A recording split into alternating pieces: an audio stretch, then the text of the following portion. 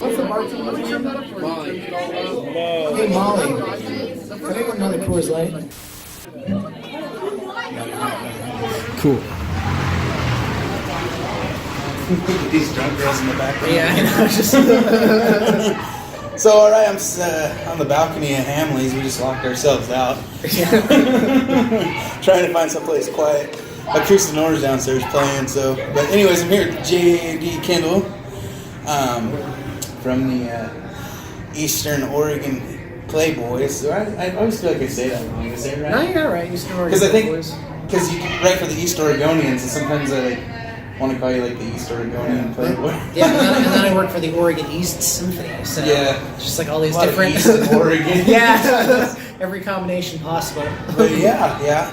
So I wanted to do something with him for quite a while because he's on my side of the state of Oregon, and it's kind of a special little area we have here. And growing up here has been like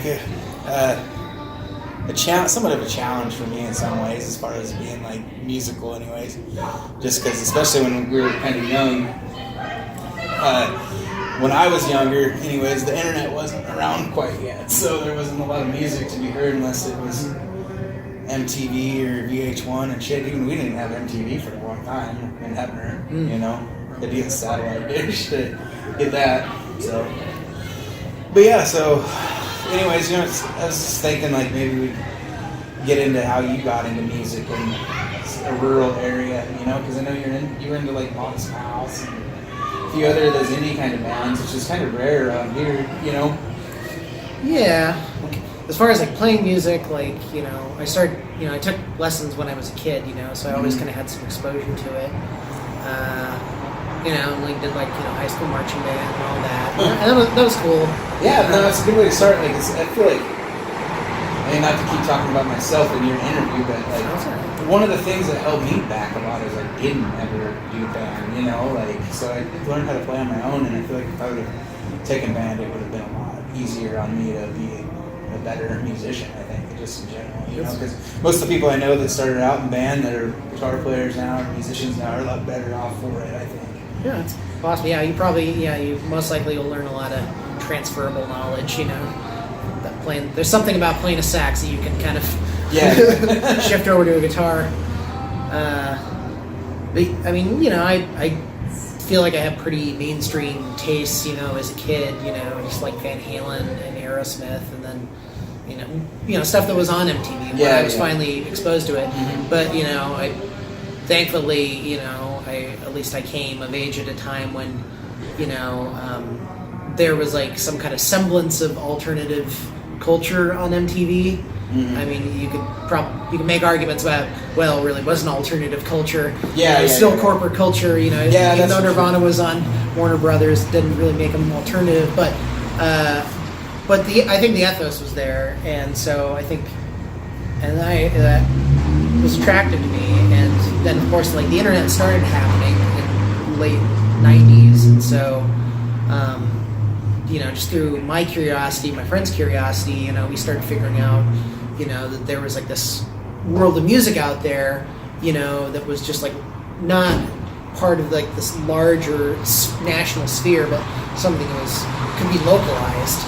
And so we, of course, naturally looked, to the big city, which was Portland for us, as being the mecca of music happenings, and then it didn't take long from there to realize, we can do what they're doing here, albeit on a smaller scale. Yeah. And so, that was pretty empowering stuff for us to figure out as kids. Yeah, it was really cool because I came along right after you went to Eugene. I remember because Peter Walters was running that little place. I called it the Metropolis. I guess from what I understand, it was called something else before it was the Metropolis. It was in the basement of a CD store. Mm-hmm. And I just remember I just was fresh out of high school, and a buddy of mine had told me about that place, and I remember I was super into playing. I knew that was something I just wanted to do. I mean, back then it was the only thing I wanted to do. Now as you get older, things change, but then it was that was my goal. I didn't give a shit about it. I just remember going to that basement and being this is the coolest shit ever. Like, you guys were like doing, like, you guys just made your own scene.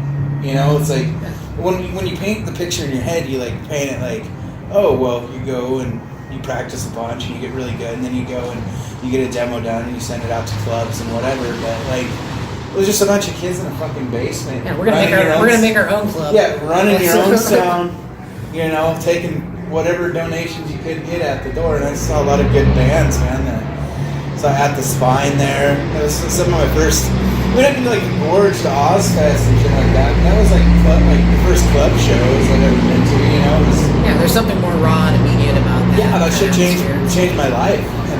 And another thing, we can go to fucking bars then. You know, I was 18 years old. Oh yeah, totally. Especially around here, anybody can nab you for anything. And if there was something in the bar, I probably didn't want to fucking hear it to begin. You know, anyways, probably a country cover band or something. Yeah, exactly. A bad country cover band. Yeah. And then I didn't really like much of country at all, you know? Yeah, no, I was not much of a country fan as a youngster. I mean, I started coming around to it like I think my senior year in high school. Mm-hmm. You know, I finally started digging Mom's Bob Wills and Hank Williams records. I mean, you know, the first venue that we had here in town,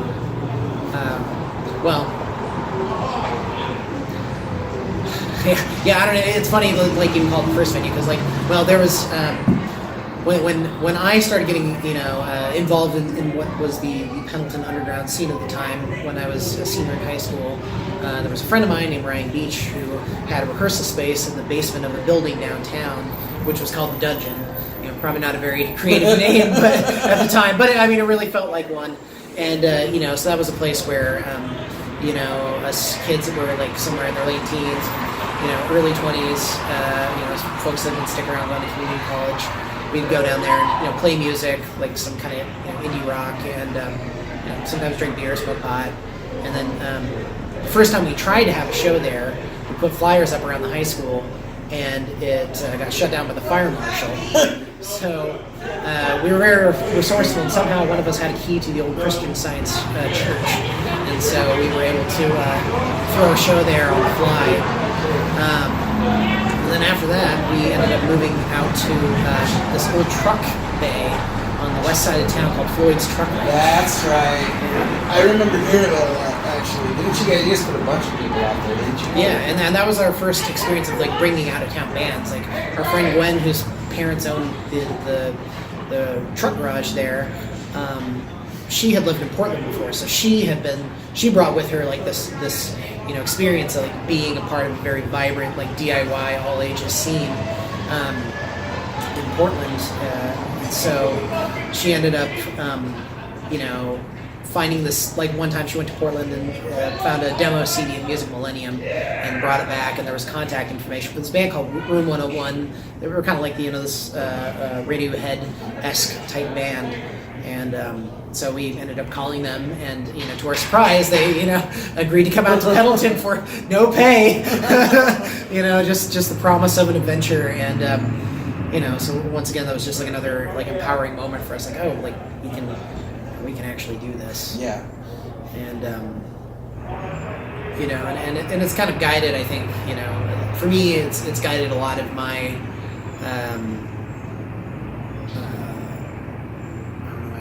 I suppose the work that I do today, because like now I work at a symphony, and so I'm putting on shows, and I feel in some ways I work as the executive director, so I'm just like coordinating all the logistics for these big events, and I feel in a lot of ways it's just an extension of the same thing, where I'm just like utilizing whatever components I can find in the community, exactly, being as resourceful as possible in order to make these happenings that bring the community together. Yeah, I know how that goes, for sure. But it's weird, man, like thinking back at it, when you're 18 years old, that's not where you see your musical career going. Oh, no, I did not foresee my music taking the twists and turns that it did. I mean, at one point, when I was 18, I was really into like garage punk. Yeah. I thought that was what I was going to do till the day I die. Mm-hmm. And I'm still doing it to a certain degree. Yeah. I'm the punk rock symphony director. Yeah, I was fucking kind kind of the same way, man. I didn't expect to be playing country music and booking music with banjos, you know? Like, but yeah, I understand it all too well. It's cool. I'm glad that something happened, though. You know, it was like, I feel like some kind of creative burst was like going on in Eastern Oregon around that time, where all those kids were kind of rebellious in a way, you know? Because there was a few of us in the Hebner area too. I mean, it wasn't just me. There was like 4 or 5 of us over that way that had rented out a building out at the fairgrounds and just fucking tore that place all to fucking shreds when we were in high school, you know? So at that point in time, I don't recall like any of the generations before us really being that into music, you know? Yeah, no, yeah, just not having that kind of that DIY mentality about it. Yeah. You know, I don't. Well, yeah, probably certainly not in the realm of rock and roll. I mean, especially the kind of rock and roll that you guys were doing. I mean, we were a lot of the people that I was saying, they were like Korn and, you know, late 90s, early 2000s rock. yeah, so you it's know, like they still have like these culture Yeah. industry aspirations. That was never quite my bag. My bag was always like Nirvana and Alice in Chains and Blind Melon and a lot of those 90s bands. Was always my thing. And that was punk rock out there. Yeah. 'Cause you can fucking do punk rock, you know? Yeah, where else are you going to hear it? Yeah, so that was as punk rock as it got. Was mainstream punk rock, I guess, you know? Sense. So then I found Modest Mouse through a friend. We started doing coming over here. So I found out about Elliott Smith and a lot of other shit. And then the internet too finally made its way out here. So we probably got it like 5 years after everybody else did. What year did you do you remember finally having? I think I think we finally got it where it was useful enough. You know, I mean, we had it when we were in junior high, but we could like, you know, fucking chat and email on Hotmail and Yahoo. You know, that was about it until I'd probably say 2000, 2001 is when the internet really picked up and Napster came out, and the internet was actually fast enough to fuck with Napster, you know? Yeah. Because Napster had been out for a while, but we couldn't do anything because the internet was so slow. And you're still on 56. Okay. Yeah, so, and we'd still take fucking days for us to upload songs, you know? You couldn't watch YouTube or anything. Take days to download a dirty picture. Yeah. That's what I was gonna say. You're just like looking over your shoulder, like, Mom and Dad who can't watch while you're waiting 5 minutes for a dirty pic to load. No shit. Yeah, Cybrin, fucking God knows who online. Yeah. Yeah, it is. Oh yeah, and then looking up celebrity nude pictures. Yeah. Yeah. But yeah, I mean it's it's definitely so there definitely are challenges, trying to facilitate like some kind of scene out in the sticks like this. Yeah, I remember like just God, I wanted to fucking be in Portland or Seattle so bad, you know. I had this vision in my head of all these clubs where anybody could go to for, you know, a couple bucks and stuff, but when I got down there, you find out it's not exactly how it is either down there, you know. Yeah. Like, and there's just so much more competition, and it's harder to meet yeah, you people. spit, you can hit somebody playing music, you know. Everybody plays music at that age, you know. Especially, I went to Eugene. I think that's where you went too, didn't you? Yeah, I bumped around there for a while. Yeah, Eugene was a big hot spot for me, and then I went to Seattle. So Yeah, there's definitely advantages to being a medium-sized fish in a small pond. yeah.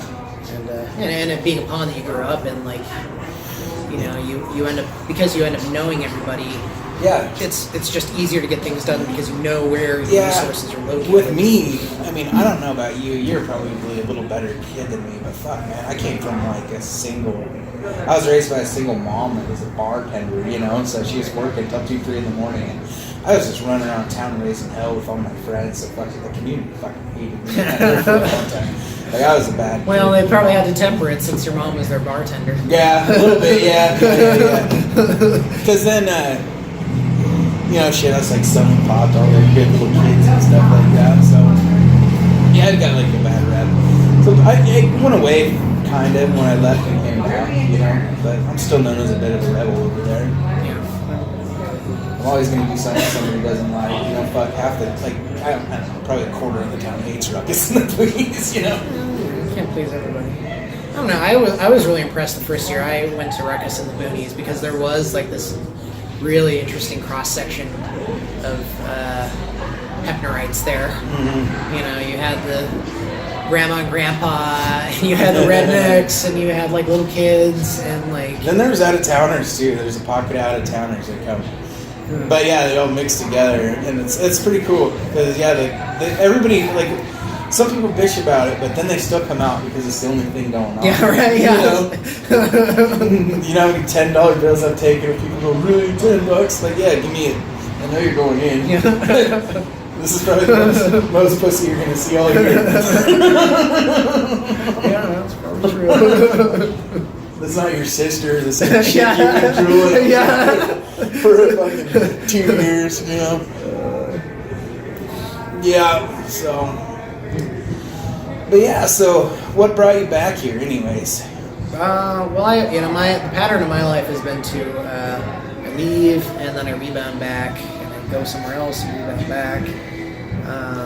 Ryan Beach, speaking of him, he does that a lot too. Yeah, and I do that for a good reason because Pendleton's a great place. As I've come to realize, it's kind of like I just like can't escape in a way. It's the place, the magnet, man. I swear to God, when I left, I'd never fucking come back, and I came back, and I was gone for about 2 years, and I kind of started missing it. So I come back and visit. And then I moved to Seattle, and that was fucking epically terrible. That town is so fucking expensive; it'll kill anybody's spirits, you know. So I ended up coming back and bumming around, and then I ended up, ironically, meeting Bob Wayne up there, which actually I met him in Eugene, but I ended up hanging out with him a bunch up there because that's where he was from at the time. And then when I moved back, I was back for about 3 months, and he was like, "Hey, do you want to come sell merch for me?" I was like, "Fuck yes!"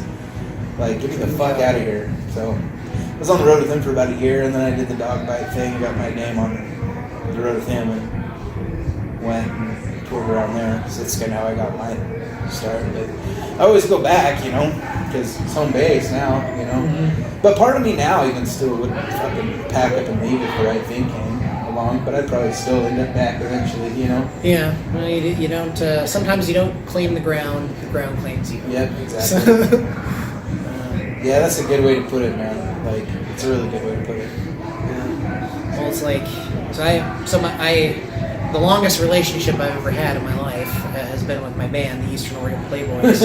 And so we started a little over 10 years ago now. We just had our 10-year anniversary, where I had moved back into town I was living in the Tri-Cities, Washington, and I was planning on moving to Portland. I was going to go back to college.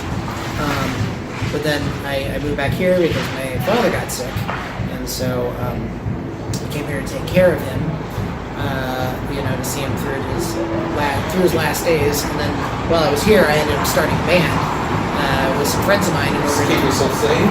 Yeah, keep myself sane, and just like I've been wanting a dedicated band at that point to kind of flesh out the arrangements of my songs that I've been performing solo for the most part. And it just, the momentum kind of kept building with it, and I ended up, sticking around here, and we recorded an album together. 2 now, right? 4 now. 4 now. Yeah, we've kind of, we just released our 4th album now. Just one album turned into 2, and then I ended up moving to Portland for a few years. I kind of had this weird love sick spell, which kind of caused me to move to Portland out of grief, and we ended up doing another album. Like, we had this long distance band relationship, which was interesting. But thankfully, at the time, I was working as a taxi driver in Portland, which allowed me a lot of flexibility. Thank you, Radio Cab, for supporting the artist. Eventually I'd been looking to move back to Pendleton. My sister had a kid. I wanted to hang out and be around with my niece while she grew up. So I ended up getting a job as an operations assistant at the Oregon East Symphony.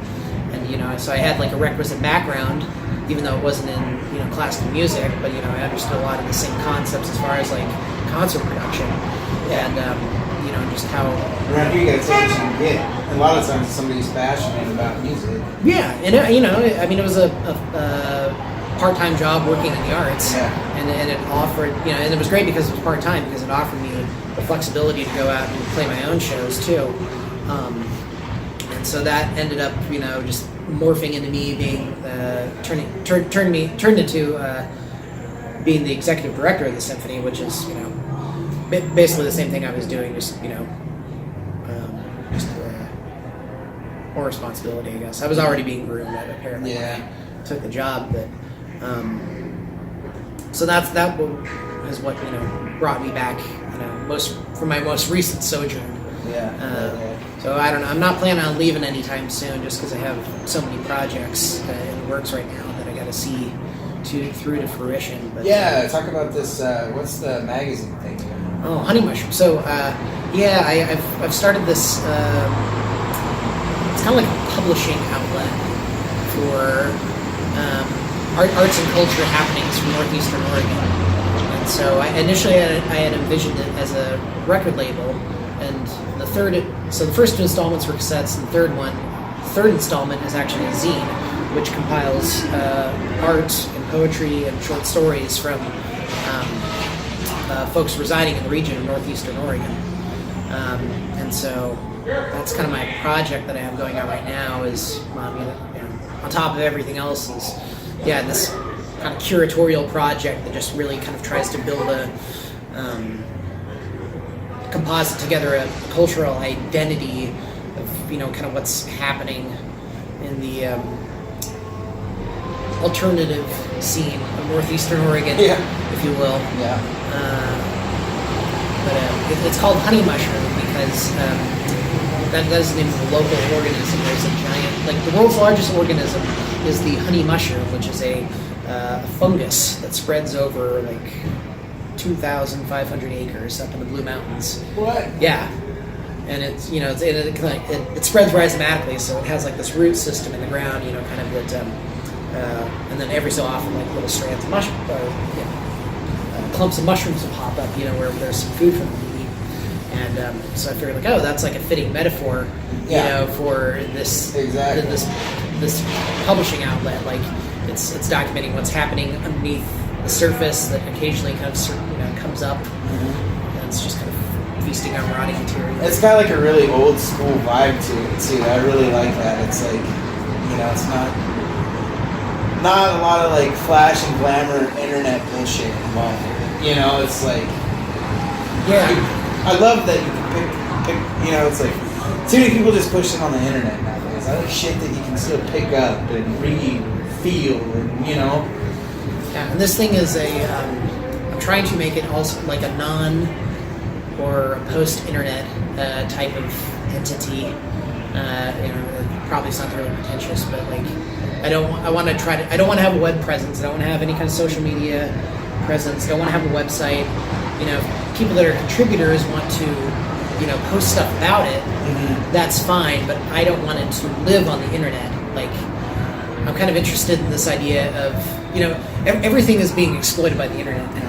It's just you go on your Instagram account and you see somebody, there's a million pictures of this beautiful waterfall on this trail out in the wilderness. And so in some ways it just makes that waterfall banal, and waterfall would never have be managing its own social media account, but it doesn't need to, because everybody else is exploiting it for their own social media presence. So it's why not just do something that just exists by itself, and just let it be enough of an oddity that people will want to document it on social media. To me, that just kind of seems like a more organic approach. Yeah, I got it. I guess it's an experiment, if anything. But I have a little order form in it. So if you want to order the first and second volumes of Honey Mushroom, which are cassette tapes, you have to cut out the order form. And send a check or money order. So that's funny. Yeah, because I remember I did that with Sub Pop shit when I was in high school. I found it in Nirvana album. Sent the check or money order to them to get some catalogs and some shit. Yeah, that's cool. So what's on the play for the Playboys this?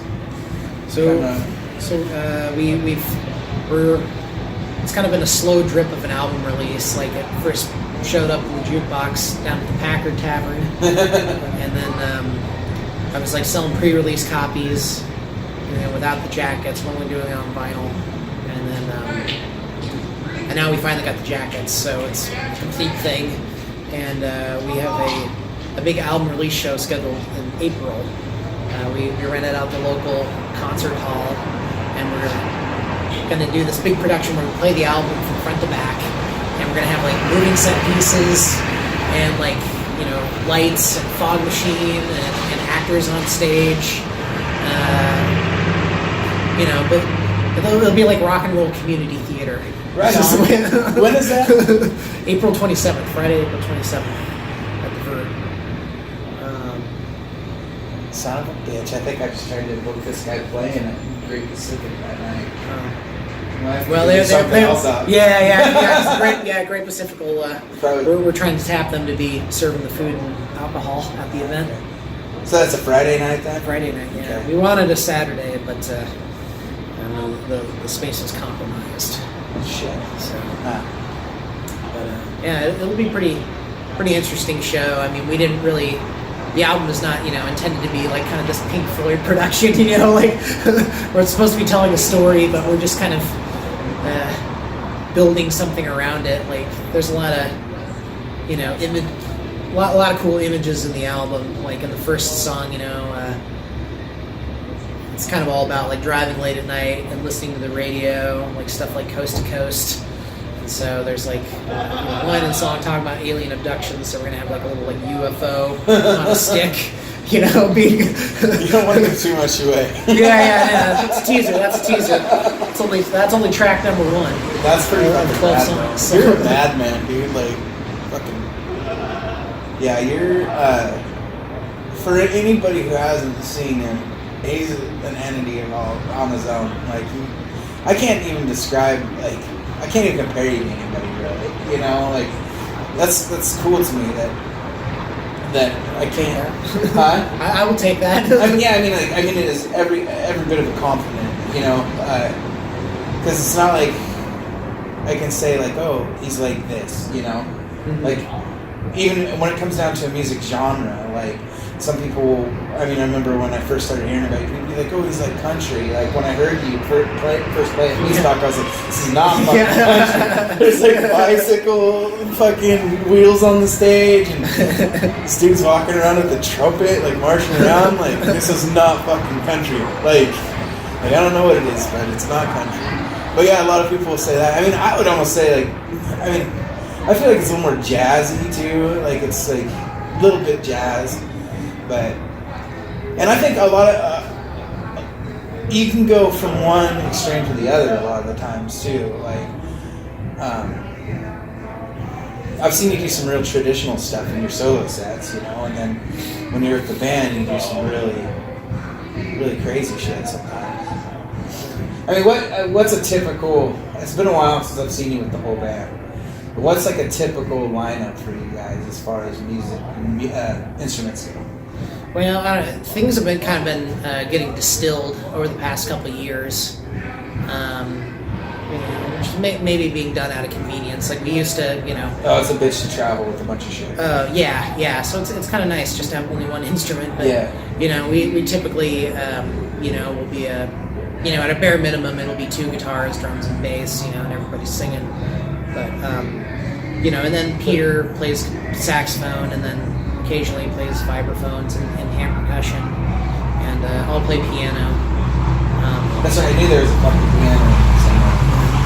And then, we're going to do a gig, a set on St. Patrick's Day in our town where we're going to play with a pedal steel guitar player, and so we're actually doing like, it's probably the most country we've actually been, Yeah. Pretty hardcore, Honky Tonk stuff. And we're kind of like, doing some Ray Price shuffle beats. Cool. Throwing that kind of spin Yeah. on a few of our songs. So, Big Tig. yeah. Welcome to Pendleton. Yeah. He who has the biggest wheels has the right of way. Yeah, so it changes. Yeah, so I mean, and like it's because we've been distilling the instrumentation, I think that's kind of affecting the sound of the band. Like, so when you first saw us, that was probably definitely in our earlier years as a band. I think it was only the second weed stock. I can't. Yeah. I don't even think there's a headliner there. I know that like Little Mackay Creek band was there. Yeah, so that was probably like right around the time of our first album where we were just like all over the place. Yeah, I just started hearing about it, and I just came home from Seattle like a few months before that, so I was interested to see what was going on. And your guys' name was one that came out first, I think, of any kind of local musician. And when I lived with your cousin down in Eugene, he mentioned you a couple times, so I recognized the last name, and I was like, fuck, he must have came back too, because I heard he was down in Portland, Mm-hmm. Jesus Christ, Pendleton on Saturday. Yeah. This is kind of mild, actually. Well, I don't know. Maybe just typical hammers. I don't know. Usually I'm like out of town on weekends. I'm like I'm going out playing somewhere. So Usually, hey, there's my bandmate Peter Walters. Should we invite him up here, or should we just let him walk like a creep? with a stretch. Yeah, I know. Yeah, we can invite him up. Hey Pete, come on up here. Oh, this is cool. Yeah. This is awesome. He's of the Eastern Oregon Playboys. See, the problem is doing this means I'm full. Huh? Is there a sign on that? No. Is there a sign of that gate? What's it say? No, there's no sign, but Oh. just by doing that, Why don't you come over, get in the center? Yeah, you gotta get in the center. We're doing an interview. Yeah. Cool. We were talking about you earlier. Uh-oh. Yeah. That's why my ears were burning. Where have you been? You got one leg going one way and one going the other. Well, it's just over at the old Rainbow, having a couple drinks. Cool.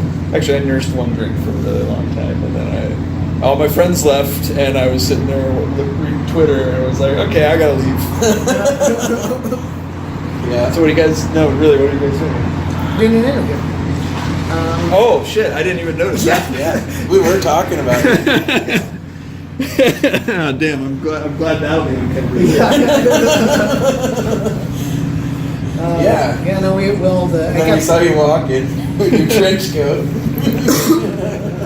We were generally talking about what it's like growing up in Eastern Oregon and trying to facilitate a music scene, and then we talked. Especially in like the years that we, you guys mostly were doing it, Yeah. Well, late 90s, early 2000s. It sucked because you had to haul everything by oxen. Yeah. Pretty damn You close. had to, you had to haul everything by oxen. Somebody in the road crew would get cholera. You had to like hand draw your flyers and print them off and then take them and hang them up everywhere. That, and you had to pay the posse to stay away for the event. Were you guys in here tonight? Yeah, my buddy's playing down there. Oh, really? Yeah. Still? Is it still? I think so, yeah, he's playing till midnight, so I don't know Oh. what time it is exactly. Yeah, I can hear him going now. Yeah. Acoustic Nor, he's playing. Oh, really? Okay. Oh, yeah. I've seen him then before. Yeah. Right on. I was just heading to the old Packard. I was thinking, like, should I go home or should I go have one more drink at the Packard? And then somebody convinced me, and they were like, "Oh, I'll meet you." Oh, like, let's go walk over there. And I was like, "Yeah, sure, no problem." And then somebody else came in. I started chatting with them for a minute, and Alger. And sorry, Alger, I don't know where he went. We were talking about the band and how the early years it sounded pretty varied. Yeah. And We were eclectic. yes. You know, like the Wyclef album. The Eclectic. Get that one down there. Sneaky good album. I think. Yeah, because when I came back, I came back from Seattle, and I'd heard about you guys, and I caught you at Weedstock. I was probably like the second Weedstock, and everybody was. I was like, well, what's this? What's he like? Because when anybody talked about him before, I'd heard about the sick kid and shit, or sick kids and stuff like that. So I thought he'd be doing punk or something, but everybody's like, no, it's like country. And then when I saw you guys at Weedstock, I was like, this fucking isn't country. Peter was punk, and I recognized him from the Metropolis. And like he's out there, and he's got like a fucking bicycle wheel out there. I think doing something. I don't know what that is, but I really hope that I was doing. He had like a horn going at the same time. He was doing all kinds of shit at once. I was like, this. I don't know what it is, but it's not country. My favorite thing we ever did at Weedstock was when we brought in the choir for Merchant of the Temple. Oh. When we brought in the people in choir robes at Weedstock. Oh yeah, I do remember that. You know. Yeah. Yeah, they didn't know what to make of us. Was it the last year you played? Yeah. It might have been, I don't know. I think last year we played was the year that I wore the Soviet hammer and sickle shirt on stage.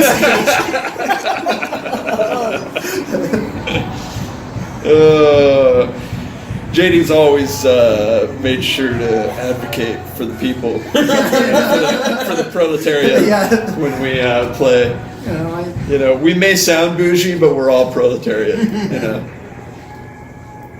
Right on. Yeah, I need to get like I'm sure there's like a T-shirt out there where instead like a guitar and a sickle. Oh yeah, that's right. That like that. We put that on your list along with that like decal of Calvin pissing on Bill Watterson's legacy. Hey, one of these days I'm gonna finally make that. You know. That or the yin yang Calvin pissing on Calvin in like a unbroken circle. You know, it means violence begets violence. It's basically what. I always like the idea of having Calvin pissing on the Calvin that's praying.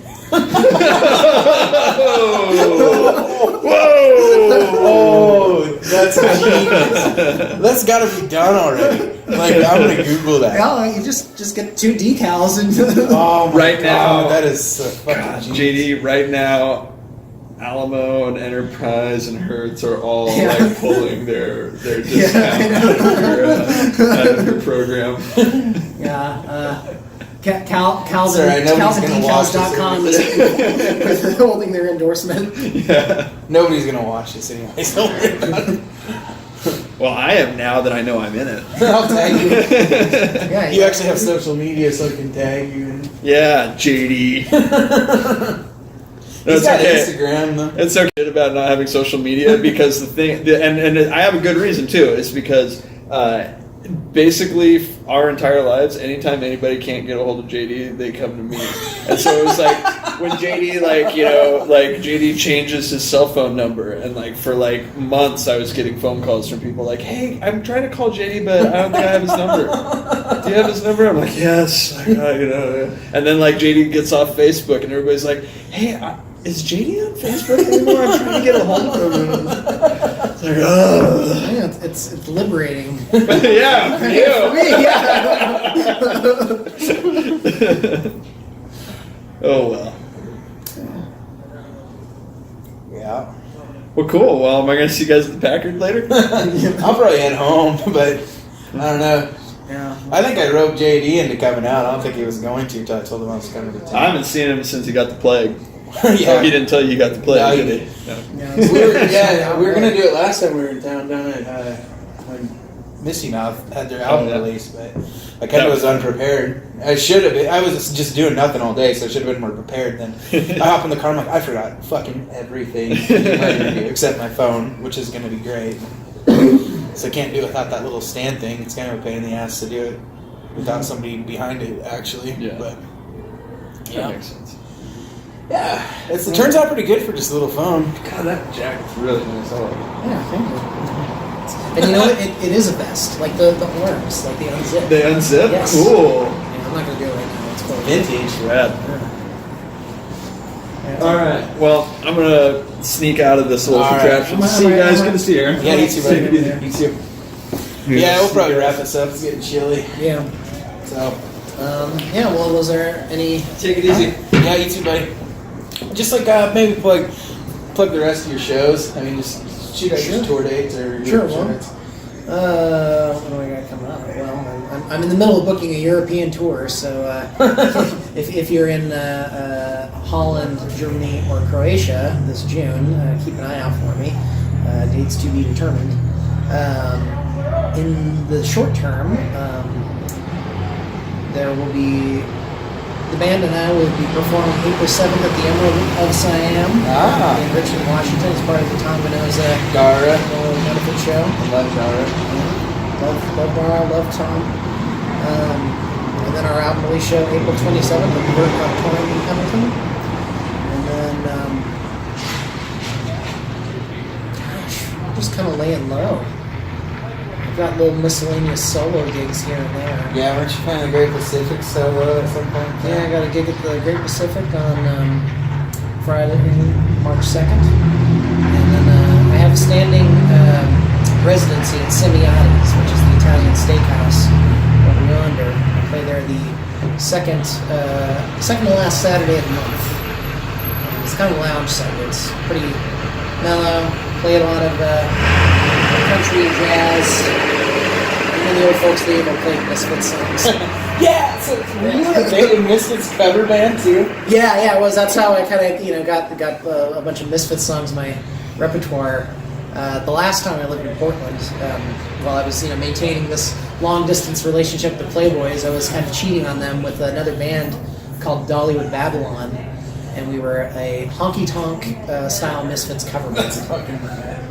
And we recorded one EP, and which we released, and then a fake live album, which we never released, but it's hilarious. And then we also made these really awesome T-shirts. Like our singer, it wasn't much of a singer, but he's a hell of a graphic designer, and made the shirt where it says Dollywood Babylon in the Misfits font, and then there's Dolly, and it's glow in the dark. So when you turn off the lights, Dollywood Babylon lights up, and then her face turns into the Misfits skull? Yeah. Cool. But it's like, that's like from the movie, right? I don't know. Yeah, the guy, Akusta Norzen, fucking Misfits cover band, dude. No, yeah, right. They're fun songs, man. I mean, I like the Misfits. I'm not like super into that kind of punk, but the Misfits are good. yeah, I was never like super into them, and they, never got into the non-dancing stuff for sure. But, yeah, that's another thing. If it's a Misfits, it's got to be Danzig for me. Yeah. I mean, it's like I was into Van Halen, and I was on like both sides of the David Lee Roth. I like Sammy Hagar. I think I like Hagar a little more. Really? Yeah, Ooh. I think so. Ooh, man. Well, She was more like, I don't know. Yeah. I'm not a huge Van Halen fan. It's funny, my guitar player just got fucking Eddie Van Halen fucking replica guitar, dude. So he's been like, I'm playing it on stage. I'm like, I don't give a shit, really. Frankenstein. Bring it on, But I'm not really a big Van Halen fan, But Sammy Hagar is. I think if I'm gonna go that way, it's gonna go that. I think it's just because he's a little bit more towards my generation. Yeah. Because they did the Right Now song. I remember really yeah. digging that song when I was like fucking second grade, third grade. Yeah. No, it's like he's got like, in some ways, like got more emotional depth than David Lee Roth. That's kind of what I'm getting at. Is like I think he's had a little bit more emotional depth. Yeah. I don't think David Lee Roth ever wrote a love song in Van Halen. Probably not. Probably not. Yeah. But if somebody said they like Gary Sharon as their favorite, Then they're just wrong. Yeah, I mean that'd be like saying Ringo's your favorite Beatle. Yeah. Shit. Well, shit, man. We'll get out of here. All right. Thanks for bullshitting with me. Hopefully this turns out good. Yeah, well, I hope so too. I know there's a lot of background noise, so it might not. But If not, we'll see. It usually does. I always think it's going to turn out bad, and then it turns out okay. So yeah, thanks for doing that, man.